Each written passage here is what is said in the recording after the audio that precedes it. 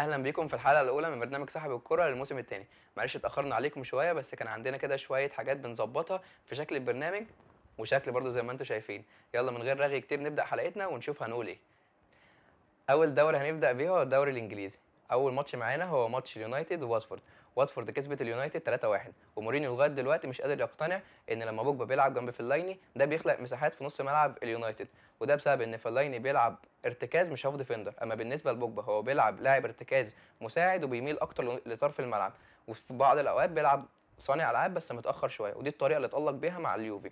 بوجبا بعد 6 جولات في الدوري ما قدرش ان هو يسجل ولا جون، وما قدرش ان هو يصنع ولا جون. بالنسبه لروني ما بقاش قادر ان هو يعمل المسانده بشكل كويس جدا لنص الملعب بسبب ان سنه كبر.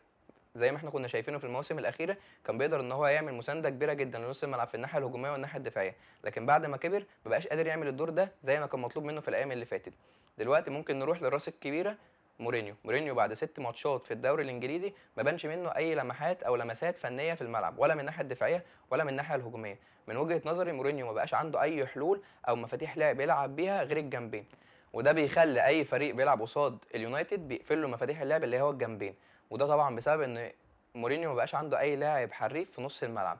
مورينيو في اخر تصريحاته طلع قال ان هو ممكن يعلي ويطور مجهود لعيبته او اداء لعيبته، لكن مش هيقدر يعلي ولا يطور اداء التحكيم. تحس كده ان هو بيلعب في الدوري المصري. نتكلم دلوقتي عن ماتش ليفربول وتشيلسي. لو جينا نشوف الجون الاول اللي ليفربول حطيته هنلاقي ان في 5 لعيبه من لعيبه تشيلسي واقفين ماسكين بعض وسايبين 3 لعيبه من لعيبه ليفربول فاضيين لوحدهم.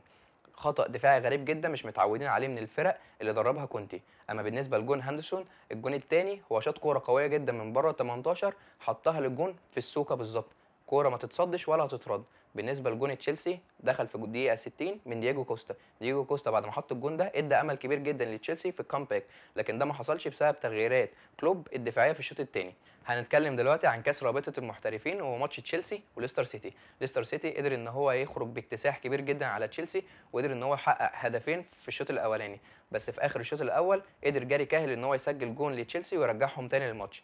نزلت تشيلسي الشوط الثاني قدرت ان هي تحقق تعادل، واستمر التعادل لحد لحظه طرد اللاعب مارتيشين لاعب ليستر سيتي في الدقيقه 89، ودخلوا الشوط الاضافيه وليستر سيتي مطرود منها لاعب عشان نشوف شوطين من ناحيه واحده وهي من ناحيه تشيلسي. تشيلسي قدر ان هو يحقق جونين في الاكسترا تايم وقدر ان هو يخرج من الماتش ده بنتيجه 4-2. هنتكلم دلوقتي عن مانشستر سيتي. السيتي من اول الموسم ما خسرش ولا ماتش، ولا في الدوري الانجليزي ولا في الشامبيونز ليج. هو اقوى هجوم في اوروبا، هو والبايرن لغايه دلوقتي ما خسروش ولا ماتش، ودي كانت اقوى بدايه لمانشستر سيتي من سنين كتيره قوي فاتت. جوارديولا من ساعه ما جه السيتي قدر ان هو يخلق حاجه جديده او يعمل حاجه جديده، ما بقاش بيعتمد السيتي على لاعب واحد واللي هو اللاعب اجويرو قبل كده لما كان بيغيب لايقاف او لاصابه كانت السيتي كلها بتقف، ما كانش بيبقى ليها اي لازمه ولا ليها طعم ولا شكل ولا روح. لكن مع جوارديولا قدر ان هو يخلق حلول جديده بيخلي اللعيبه تلعب كلها مع بعض، عنده اكتر من حل، قدر ان هو يخلي اللعيبه تستحوذ على الكوره بشكل كبير جدا ويلعبوا كوره بجد في ارضيه الملعب. وده ترتيب الفرق في الدوري الانجليزي لغايه دلوقتي. نيجي دلوقتي للدوري الاسباني، هنتكلم عن ماتش برشلونه واتلتيكو مدريد. زي كل ماتش ما بين الفرقتين برشلونه بتبدا الماتش بضغط كبير جدا، واتلتيكو بتبدا الماتش بدفاع كبير جدا اللي ما كناش متوقعين ان سيميوني ما يلعبش على المرتدات من اول الماتش. برشلونه ما كانتش قادره تخترق من العمق عشان تقدر تلعب اللعب بتاعها اللي احنا كلنا عارفينه، وده سبب ان الجون بتاعهم يجي عن طريق عرضيه من انيستا وراسيه راكيتيتش. برشلونه بعد خروج بوسكيتس وخروج ميسي للاصابه كان عندهم اثر نفسي كبير جدا ادى عليهم او اثر عليهم بالسلب، وده كان باين جدا في الاداء. وبعديها على طول قدرت اتلتيكو مدريد تحط الجون بتاعها وتسجل التعادل في الماتش. هنتكلم دلوقتي عن ريال مدريد وفيا ريال. الماتش كان استحواذ كبير جدا للريال طول الماتش، بس طبعا من غير اي خطوره. الريال كانت ماسكه الكوره، بس زي ما المثل كلنا عارفينه اللي بيضيع بيقبل، وده اللي حصل في الماتش. ريال مدريد مع شويه اخطاء او غلطات في الدفاع وراها على طول بينالتي قدرت فيا ريال ان هي تحط اول جون ليها، وترجع فيا ريال عشان تدافع دفاع كان صح جدا وقوي جدا، وكان بتلعب على الهجمات المرتده زي ما قال الكتاب.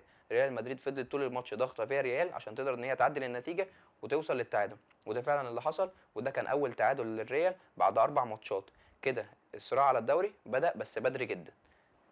وده ترتيب الدوري الاسباني زي ما احنا شايفين. هنتكلم دلوقتي عن الدوري الايطالي وهو ماتش اليوفي والانتر.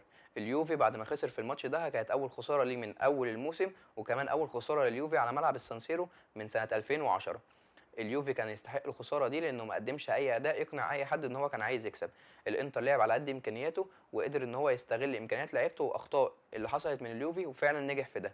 اليوفي ما كانش فيه اي تجانس ولا تناغم ما بين لعيبه نص الملعب اللي هو بيانيتش وخضيره واسوموا، وده كان مسبب حاجه كبيره جدا او غلطه كبيره جدا في نص ملعب اليوفي، ما كانش قادر ان هو يقف على رجله. الحاجه الغريبه في الماتش ده هو تغيير هيجون في اخر ربع ساعه، كان المفروض التغيير ده يحصل بدري شويه عشان يخلي لليوفي امكانيه او فرصه اكتر ان هو يستغل الهجمات ويقدر ان هو يعتمد عليه في بناء الهجمه. نتكلم دلوقتي عن روما. روما عليها علامه استفهام كبيره جدا بالنسبه للاداء بتاعها. اما بالنسبه للميلان، الميلان قدر ان هو يحقق انتصارين، اول ماتش كان على سامدوريا وتاني ماتش كان على لاتسيو الايطالي، وبكده يقدر ان هو يروح لفيورنتينا بروح معنويه كبيره جدا. وزي ما احنا شايفين ده ترتيب الدوري الايطالي. بكده نبقى خلصنا حلقتنا. عايز بس اقول لكم على حاجه، في برنامج جديد بنعمله اسمه صاحب التكتيك هيقدمه اكرم علي، استنوا البرنامج ده عشان هيكون بيحلل اهم ماتش في الاسبوع من الناحيه التكتيكيه. هنستناكم ان انتوا تعملوا لنا لايك للبيج بتاعتنا على الفيسبوك، سبسكرايب لليوتيوب channel وتتابعونا على تويتر. احنا عاملين لنفسنا تارجت السنه دي ان احنا في نهايه الموسم هنوصل ل 20000 سبسكرايب لليوتيوب. اشوفكم الحلقه الجايه، سلام.